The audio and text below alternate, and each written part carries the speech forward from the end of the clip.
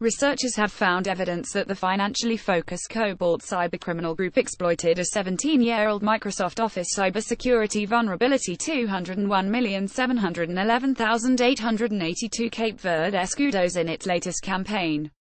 The vulnerability, which comes from Office's equation editor, allows buffer overflows to be created when the editor is fed specially crafted files. These can then lead to remote code execution. Microsoft patched the vulnerability in November. However, the manner in which it was patched led some to believe that the original equation editor code was not available to the coders building the patch. How the cybersecurity vulnerability gets exploited. In any case, it didn't take long for someone to try to exploit the vulnerability.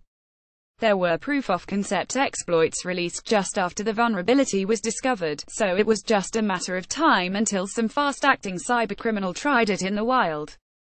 Reversing Labs found a rich text format RTF document that was set up just to exploit this cybersecurity vulnerability. The file would contact a remote server for a first-stage payload and then execute it.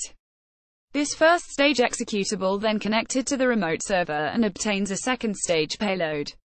The second-stage payload is a script that contains an embedded, final payload, which is the Cobalt strike backdoor. This comes in 32-bit or 64-bit DLL form depending on the victim's system architecture and is what allows the Cobalt group to execute its own code on the system. Cobalt has a history. Cobalt has been on the radar since 2016.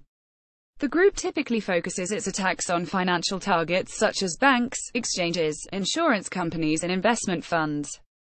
In the past, Cobalt has used phishing emails to distribute its malware to victims.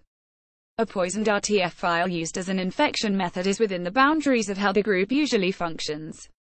The group has been best known for executing attacks on Eastern Europe as well as Central and Southeast Asia locations, but have now expanded to attacks all over the world.